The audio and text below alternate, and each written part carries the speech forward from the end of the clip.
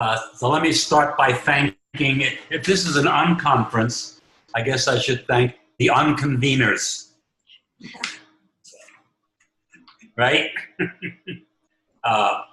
And the reason why Danielle, one of the reasons why she's going to be moving the PowerPoints is that computers are not a part of my DNA. And I'll give you one quick example of that. I don't know if you can see this, but it's a shirt that my wife gave me recently. And it says, the original computer. And it's a pencil. And at one end it says print, and at the other end it says delete. And that is the total of my knowledge about computers. Right there. There was a time in my life when I would visit Australia several times a year. I've spent many a wonderful day on Lake Eildon outside of Melbourne when the temperature was 38 degrees by your system, and we were working in a hut that had a roof that was hotter than all heck. I've spent a good bit of time up in Lura Gardens, and so I've had a chance to stand and feel the energy of the Seven Sisters, and I've had a chance to be in the Brisbane area many times and float around on the Great Barrier Reef. So while it's been a long time, Australia feels very much in my being right now. So in the short time I have available, and it's precious time to me, and it's precious because you all have made an investment, I want to highlight a couple of things in the first slides that Allison and they all put together, because they will set the theme for what I hope to be able to share with you today. So the key word in this first PowerPoint for me is living OD's values.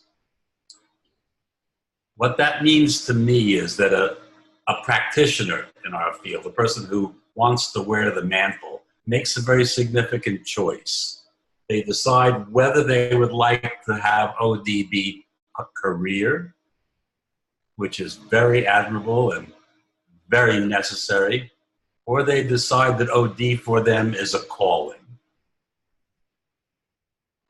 And those two are dramatically different to me, and I am concerned that we are losing the energy that makes OD for many people a calling. When OD is a calling for me, when I walk into a client's offices, that is merely a context in which I am being me. They will not see a whole lot of difference in me when I walk into the supermarket and when I walk into the client's office. So living the values are absolutely essential. I think the slide before was the one that talked about alignment. When we live in alignment with who we are, I am very, very concerned for myself and the world as I see it, that we are losing a fundamental distinction between who we are and what we do. That dichotomy is, for me, the source of enormous dis-ease in our world today. So, can we go to the first PowerPoint? Guiding light, North Star. What I hope to do with you in the time we have available is share with you some little bits of wisdom that the people who gave me my North Star for OD, and they gave it to me, it's coming up on 55 years ago. You're looking at somebody who in a couple of days will start his 81st trip around the sun. And that's a lot of trips around the sun. And they were my elders. And so I sat literally at their feet in many cases and tried to absorb things they said. And it is only through the passage of time that I realized how many of them gave me nuggets that have stuck with me for well over a half a century right now. And those are the nuggets I'm looking forward to sharing with you. So let me introduce you to the first of my elders, first of the people that was important in my life, Kurt Lewin. Kurt died before I started my education. He fled. He was a man who had to flee Nazi Germany to be able to do what he wanted to do. And you'll see that as a common thread in the people I've chosen to talk with you about. Each one of them in their own way had to deal with a very stressful, significant, meaningful issue about life on life's terms to be able to do what they did. It's a lovely quote. I don't know who put it on there for me, but it's a perfect quote about Kurt Lewin. And many of you would know him, many people would know him for his force field analysis technology, a piece of a tool that has lived through the ages. This was a story that was relayed to me in my very first T group. T groups are not a thing that a lot of people experience and maybe not even know about, but in the days when OD was beginning, if you didn't go to a T group, a sensitivity training group, for a significant period of time, you didn't get your ticket punched. So picture a group of people sitting around having a T group, typically for a week up in Bethel, Maine, and Kurt is the senior faculty person of facilitators leading that T group. And that facilitator group would get together in the evenings when there was no formal session, and they would sit and talk together about what they were observing about the people who were in their groups, what people were seeing, what it might mean, and consequently how they, as their facilitators, might be able to help the group more the next day. And lo and behold, one evening early in a week, a participant wanders into the room. And one of the people Kurt was with jumps up and runs over to that person and tries to marshal them out of the room. I'm sorry, we're having a staff meeting right now, and it's a closed meeting. And Kurt put up his hand immediately and said, no, that's not good. That's not what we are about. Please feel free to sit and watch what we're doing, which is when the fishbowl was born as a piece of technology. And the next night, several people showed up from the group and sat around the outside. And that became Kurt's primary focus on feedback. Feedback was only going to be valuable when it was given face-to-face to a person, by a person, not about a person behind their back. I shudder to think what Kurt Lewin would say today if he saw how much we have allowed, and I say that as an editorial comment, how much we have allowed traditional 360s to be a crucial element in the OD field. He would have cringed and brought himself to tears at that way that feedback is being handled. So Kurt Lewin gave me that as a foundation. Can we have the next one, Danielle? Douglas McGregor. Douglas McGregor had a very important responsibility at MIT. It was his job to get me through my oral exam. So he was the person who was responsible for taking me as an incoming student and getting me through that grilling process that faculty provide young PhD students. You have to have an oral exam. You will all know Doug as the founder of Theory X versus Theory Y.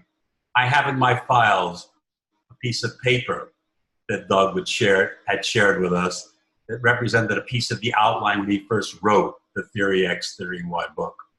And what's important about that piece of paper is when he lists the assumptions that Theory X people make and the assumptions that Theory Y people make, the word employee never showed up in that list. He did not talk about employees. He did not talk about human capital. He did not talk about human resources. Doug McGregor talked about people. And part of that comes from what he had to do to get to the point where he could feel comfortable with it. Doug McGregor was raised in a very, very rigid religious community. And it was so against his nature to have people be treated and talked to by some of the people running those communities that he decided that was not a way to think about people at all. And that's what led him to think about Theory X and Theory Y. When I say walking the talk as I said, Doug was responsible for getting me through my exams. So picture this, it's 11 o'clock in the morning. My oral exam is to take place at 1 o'clock that afternoon. And my advisor, Doug McGregor, calls me into his office and he says, I have an idea. The idea is, we are not going to conduct this particular oral exam the way we always have. Because in fact, it was a theory X approach. The faculty acted like authoritarian dictators, and their sole objective was to make you feel small. He said, what we're going to do instead, Irv, is I'm going to ask you to give a lecture on your theory of organizations. How do you feel about that? Had I been authentic at the moment, I would have said, it makes me sick to my stomach. But that's my boss, so I don't say that. I said, sure, Doug, I'll be happy to do that. Even saying that now gives me goosebumps because it was not the truth. I spent the next 2 hours in the men's room, sitting on the loo, trying to contemplate what I was being asked to do. 1 o'clock arrives, faculty show up, Doug's sitting there. He says to the group, I'm going to change the process today. Several people in that group were very unhappy about that. They were going to lose their chance to ding me. And he turned it over to me. And I said, Doug, I have to tell you, this makes me very anxious because most everything I feel I learned of value in my thinking about organizations comes from your writing in the human side of enterprise. And so I feel like it's going to be redundant. And Doug McGregor looked at me and said, I hope that won't get in your way because I expect to learn something today. That is a man who walks his talk. Shortly after that, and sitting around, and so I know I'm taking a little extra long on this one, sitting around with other faculty member, Doug made a comment one day that floored us all. He said he was really unhappy with himself as he was consulting. And the reason was that when CEOs asked him why they should worry about how people were treated, he gave them what he called an extrinsic answer. He said, because it will result in higher morale, lower turnover, higher productivity, so on. He gave them an extrinsic response. In his heart, what he wanted to say was, the reason why you treat people with theory Y principles is because they are gifts of God. You treat them that way for intrinsic purposes, not extrinsic purposes. And I have to tell you, that one has stayed with me, and I hope it stays with me for the rest of my life. And I present it to you now because one of the things I'm hoping you do while you're together is think about and talk about what your purpose is. Why are you doing what you're doing? Can I have the next one, please? Abraham Maslow. Abraham Maslow was down the river for me. He was at Brandeis. He too was a man who had to leave Europe because of his Jewish faith. But he was also a man who was studied many, many years under Sigmund Freud. And it bothered him. It bothered him that the personality theory that Sigmund Freud represented was based on people who were not psychologically well. They had some form of neurosis or some kind of an emotional disability. And he decided that there was another psychology that ought to be studied, the psychology of healthy people. And it was from that resistance against Freud when he came over to the United States and began working at Brandeis that he began to work on Abraham Maslow's hierarchy of needs. Abraham Maslow, without even knowing it, was planting the seeds for appreciative inquiry. Appreciative inquiry is based on a similar premise. Let's look at what makes people healthy in organizations and happy as opposed to what their problems are. So you all know what the hierarchy looks like. The top piece of that is the one that I want to make sure I call our attention to. In order to be able to move to the highest order of human development, first of all, I have to have self-acceptance. I can't have self-actualization until I accept myself. And I've emphasized the word self there for a very obviously simple reason, and Allison touched upon it. If we as a profession are to help our clients fulfill their human potential, if we are to help them self-actualize, the limiting factor in my ability to do that is the extent to which, in a fumbling, imperfect way, I continue on a daily basis to try to actualize myself. Put simply, I cannot give away, I cannot share that which I do not have. So I hope you're beginning to see a connection right here between self-actualization and the lesson that Doug taught me about integrity, about walking the talk, and certainly about intrinsic versus extrinsic. If the motivation for doing what I'm doing is extrinsic, actualization of self doesn't fit with that. If the motivation of what I'm doing is intrinsic, then self-actualization is a natural consequence of that. So the last person that I'd like to share with you a little bit about, if I can have the next slide, is Max Dupre. I did not know Max very well personally, although I had a chance to meet him upon occasions. He was, up until about 5 years before he died, he was the chairman of the board of Herman Miller Furniture Company. And if you were to look into the Wall Street market, you would find that Herman Miller has been an extremely profitably successful company for many, many decades now. Max Dupre was a man who absolutely believed in servant leadership. That if you were blessed with the mantle of leader, you had a responsibility to serve the people who look to you as their leader. Lord knows in this world today, that simple principle seems not to be in the ears and hearts of many of the leaders that we have, and many of the leaders that we have seen in the past. They do not act as if they understand that. But when Max would talk about the responsibility of a leader, he had a very simple definition. The first is to define reality, which obviously meant as they saw it.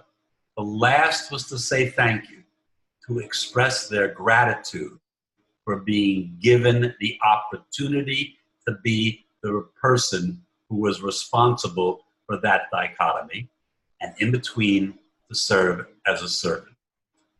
Those of you who have read about Max and looked at what he's written, you'll know that he did a lot of writing on the metaphor of jazz and leadership. That's not by accident, because jazz, if you're a musician or you love music, you know it goes by another name. It goes by the name of soul music. And here's the story that I will never forget about Max Dupre. As he sat as chairman of the board, when the group was getting together to make a phenomenally important decision, obviously, that it could impact the life of 30, 40,000 employees, they would discuss it, they would bat it around, and then it would become time for a decision. And what Max would say to his executive team is, I would like you please to take the next 30 seconds. You can do whatever you would like in that 30-second period of time. What I, the chief executive of this organization and the chairman of this board, are going to be doing is I am going to get very quiet, and I am going to ask the CEO to whom I report, and he pointed up to the heavens, for the courage and the wisdom to know what the right thing to do is at this moment.